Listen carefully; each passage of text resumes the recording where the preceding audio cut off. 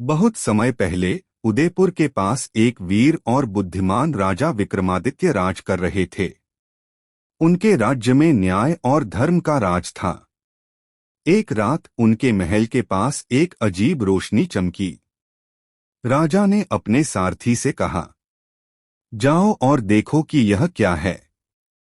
किसी भी हालत में यह रहस्य मेरे सामने आना चाहिए।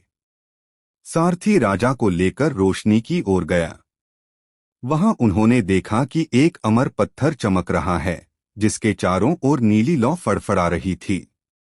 तभी पत्थर की ओर से एक आवाज आई, जो भी इस पत्थर को छुएगा उसे अनंत जीवन मिलेगा, लेकिन हर रात एक कठिन परीक्षा भी उसे झेलनी होगी। राजा विक्रम ने सोचा कि यह किसी जादू या ईश्वर की परीक्षा हो सकती है। उन्होंने तुरंत अपने विद्वान बेताल को बुलाया। बेताल की पहली परीक्षा। बेताल पत्थर के पास गया और एक कहानी सुनाने लगा। राजा, एक गांव में 3 भाइयों ने एक ही वस्तु के लिए आपस में झगड़ा किया।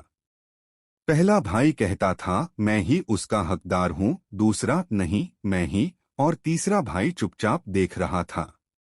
तब गांव के बुजुर्ग ने एक उपाय सुझाया, जिसका दिल सबसे बड़ा होगा वही वस्तु पाएगा। राजा, प्रश्न यह है, किस भाई को वस्तु देनी चाहिए?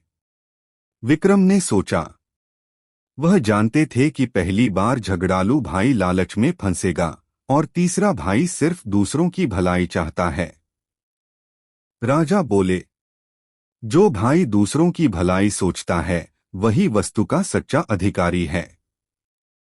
तभी पत्थर की नीली लौ और तेज हो गई। दूसरी परीक्षा, साहस और विश्वास। अगली रात पत्थर ने विक्रम से कहा, यदि तुम अमर होना चाहते हो तो जंगल के उस गहरे गुफा में जाओ और वहां से 3 रंगीन फूल लाओ, परंतु वहां जाल और राक्षस भी हैं। विक्रम ने अपने सारथियों से कहा, सच की परीक्षा केवल बुद्धि में नहीं बल्कि साहस और धैर्य में भी है। बेताल, तुम मेरे साथ चलो। गुफा में राक्षस आए, लेकिन विक्रम ने शांति और साहस से उन्हें हराया। बेताल ने राजा की चतुराई और धैर्य की तारीफ की। तीसरी परीक्षा, नैतिकता की परख।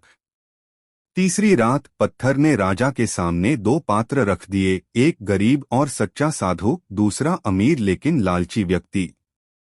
पत्थर ने कहा, यदि तुम अमर होना चाहते हो तो केवल एक को ही जीवन का वरदान दो। विक्रम ने देखा कि अमीर व्यक्ति लालच में हमेशा दूसरों को चोट पहुंचाएगा।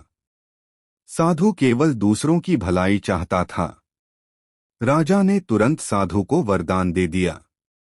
पत्थर की चमक अत्यंत तेज हो गई और अंततः पत्थर ने अपना रहस्य खोल दिया।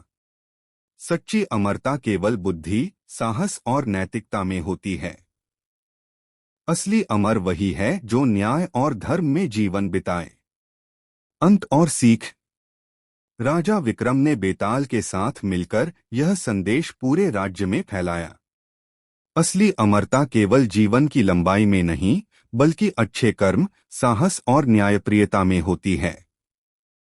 राज्य में फिर से धर्म, न्याय और शांति की वर्षा हुई। मोरल, सीख। सच्चा अमर वही है जो बुद्धि, साहस और नैतिकता में जीवन जीता है। लालच और अहंकार का कोई स्थायी फल नहीं होता।